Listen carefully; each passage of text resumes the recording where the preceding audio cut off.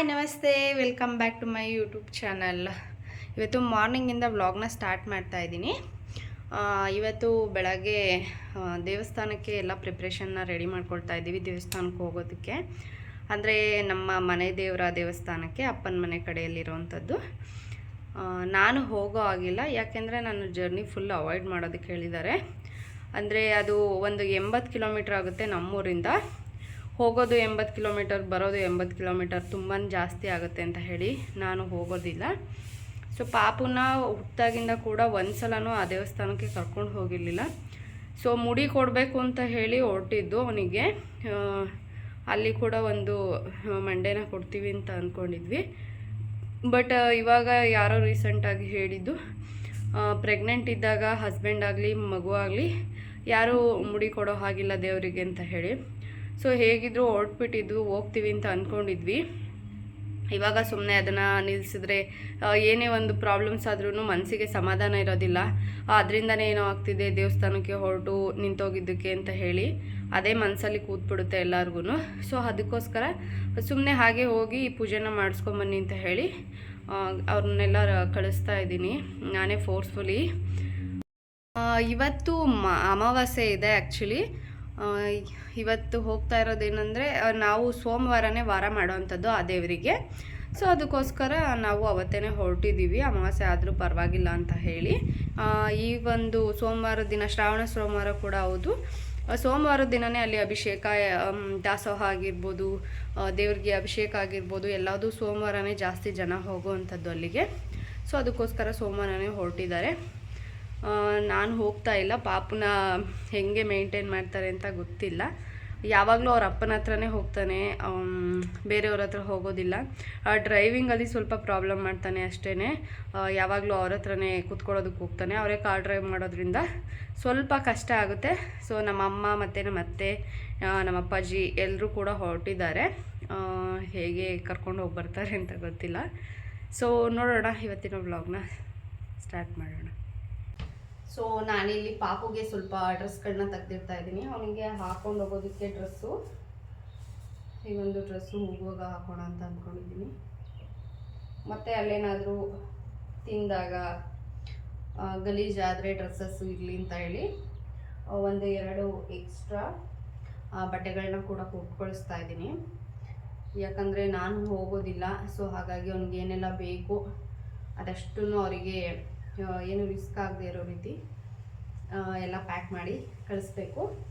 So ಬಟ್ಟೆ ಮತ್ತು ಇಂಪಾರ್ಟೆಂಟಾಗಿ ಸ್ವಲ್ಪ ಡೈಪರ್ಸ್ ಸ್ವಲ್ಪ ಎಕ್ಸ್ಟ್ರಾನೇ ಇಟ್ಟು ಕೊಡೋಣ ಅಂತ ಅಂದ್ಕೊಂಡಿದ್ದೀನಿ. ಸೊ ಒಂದು ಎಕ್ಸ್ಟ್ರಾ ಬೇಕಂದ್ರೂ ಮತ್ತೆ ತೊಗೊಳ್ಬೇಕಾಗತ್ತೆ, ಯಾಕಂದರೆ ಮನೆಯಲ್ಲೇ ತುಂಬ ಡೈಪರ್ಸ್ ಇದೆ ಆಲ್ರೆಡಿ. ಸೊ ಅದಕ್ಕೋಸ್ಕರ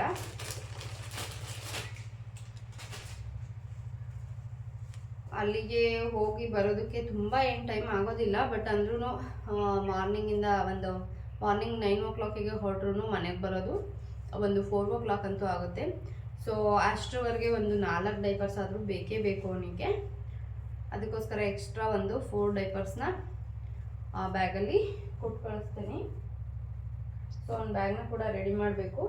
ಮತ್ತು ಅವನಿಗೆ ಫುಡ್ ಏನೆಲ್ಲ ಬೇಕು, ಫ್ರೂಟ್ಸು, ಅದನ್ನೆಲ್ಲ ಕೂಡ ಒಂದು ಬ್ಯಾಗಲ್ಲಿ ಹಾಕಿ ಸಪ್ರೇಟಾಗಿ ಅವನ ಒಂದು ಐಟಮ್ಸ್ನೆಲ್ಲ ಕೊಟ್ಟು ಕಳಿಸ್ಬೇಕು. ಇದು ಅಂತೂ ಅವನಿಗೆ ಇಂಪಾರ್ಟೆಂಟಾಗಿ ಬೇಕು. ಅವನು ಏನೇ ತಿಂದ್ರೂ ಅವನಿಗೆ ಸ್ವಲ್ಪ ಹೆಚ್ಚಿಗೆ ಅನಿಸಿದ್ರೂ ಎಲ್ಲ ಮೇಲ್ಗಡೆ ಉಟ್ಕೊಳ್ತಾನೆ. ಸೊ ಬಾಯಲ್ಲಿ ಇರಿಸ್ಕೊಳ್ಳೋದಿಲ್ಲ ಏನೇ ಫುಡ್ ಆಗಿರ್ಬೋದು. ಸೊ ಫೋರ್ಸ್ಫುಲಿ ತಿನ್ನಿಸ್ತಿದ್ರೆ ಕೂಡ ಅವನಿಗೆ ಇಷ್ಟ ಆಗಲಿಲ್ಲ, ಫೋರ್ಸ್ ಮಾಡಿ ತಿನ್ನಿಸ್ತಿದ್ದಾರೆ ಅನಿಸಿದ್ರೆ ಎಲ್ಲದೂ ಉಗಿತಾನೆ. ಸೊ ಅದಕ್ಕೋಸ್ಕರ ಇದು ತುಂಬಾ ಹೆಲ್ಪ್ಫುಲ್ಲು. ಏನೇ ಅವನು ಇದನ್ನ ಈ ರೀತಿ ಹಾಕ್ಕೊಂಡು ಉಗ್ದಾಗ ಕಂಪ್ಲೀಟಾಗಿ ಇಲ್ಲೇನೆ ಬೀಳುತ್ತೆ. ಸೊ ಬಟ್ಟೆ ಎಲ್ಲ ಕ್ಲೀನಾಗಿರುತ್ತೆ. ಸೊ ಎಲ್ಲಿಗೆ ಹೋದ್ರೂ ಇದನ್ನು ಕ್ಯಾರಿ ಮಾಡ್ತೀನಿ ನಾನು. ಇದು ಒಂದು ಬ್ಯಾಗಲ್ಲಿ ಇಡ್ತೀನಿ. ಹಾಗೆಯೇ ಅವನಿಗೆ ಸ್ವಲ್ಪ ಬಿಸಿ ನೀರನ್ನು ಹಾಕ್ಕೊಡ್ಬೇಕು. ಸೊ ಫ್ರೂಟ್ಸನ್ನು ಹಾಕ್ಕೊಡ್ಬೇಕು. ಸ್ವಲ್ಪ ರೈಸು ಮನೆಯಿಂದಲೇ ಏನು ತಿಂಡಿ ಚಿತ್ರಾನ್ನ ರೆಡಿ ಮಾಡಿ ಬಾಕ್ಸಿಗೆ ಹಾಕ್ಕೊಡ್ತೀನಿ. ಅವ್ನು ಕರ್ಡ್ ರೈಸ್ ಆ ಥರ ಎಲ್ಲ ಜಾಸ್ತಿ ತಿನ್ನೋದಿಲ್ಲ. ಸೊ ಹಾಗಾಗಿ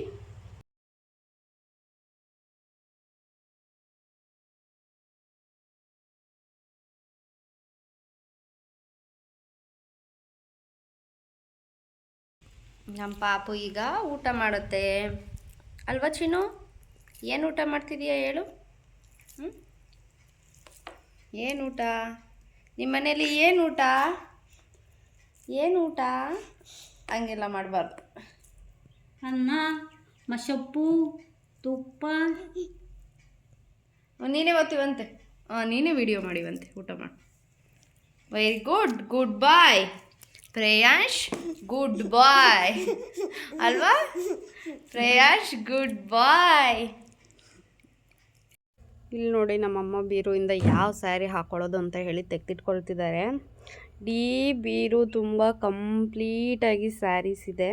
ಬಟ್ ಆದರೆ ಕೂಡ ಎಲ್ಲಾದರೂ ಹೊರಟ್ರೆ ನಾನು ಯಾವ ಸೀರೆ ಉಟ್ಕೊಳ್ಳಿ ಅಂತ ಕೇಳ್ತಾನೆ ಇರ್ತಾರೆ.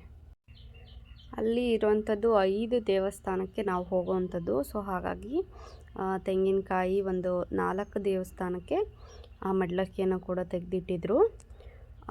5 ದೇವಸ್ಥಾನದಲ್ಲಿ 1 ದೇವಸ್ಥಾನದಲ್ಲಿ ಪೂಜೆನ ಮಾಡ್ಕೊಳ್ಳೋದಕ್ಕೆ ಯಾರು ಐನಾರು ಇರೋದಿಲ್ಲ.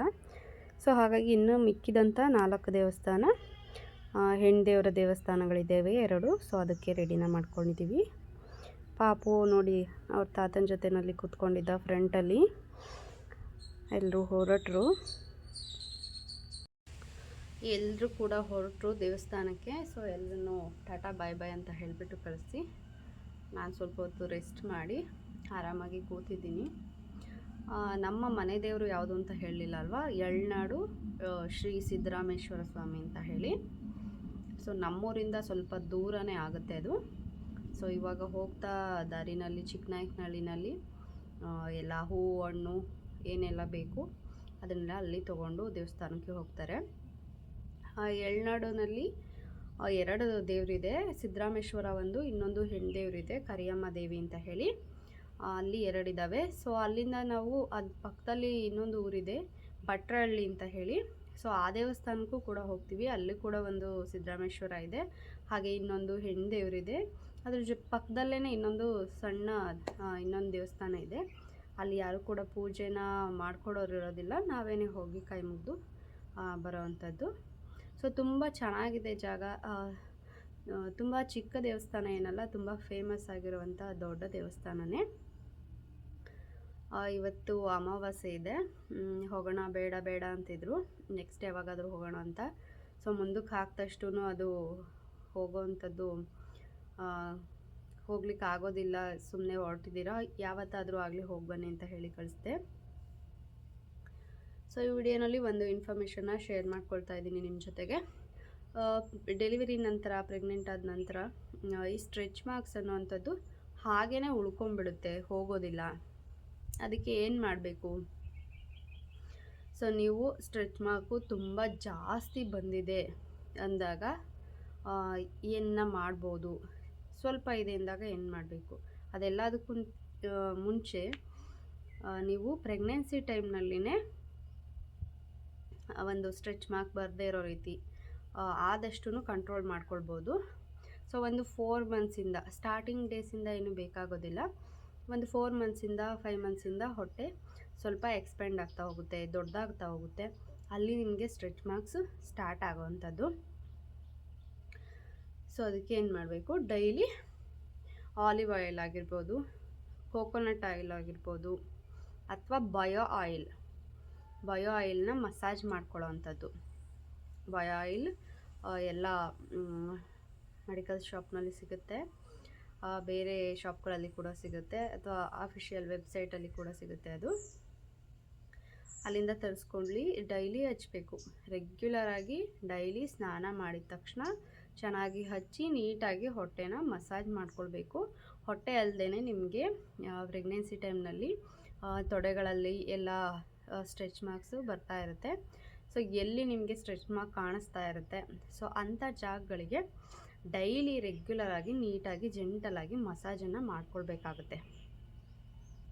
ಇದೇ ರೀತಿ ಕಂಟಿನ್ಯೂಸ್ ಆಗಿ 9 ಮಂತ್ಸ್ವರೆಗೂ ಮಾಡ್ಕೊಳ್ತಾ ಇರಬೇಕು. ಪ್ರತಿದಿನ ಮಾಡ್ಕೊಳ್ಬೇಕು. ಸೊ ಒಂದು 8 ಮಂತ್ಸಿಂದ ದಿನಕ್ಕೆ 2 ಸಲ ಮಾಡ್ಕೊಳ್ಬೇಕಾಗುತ್ತೆ.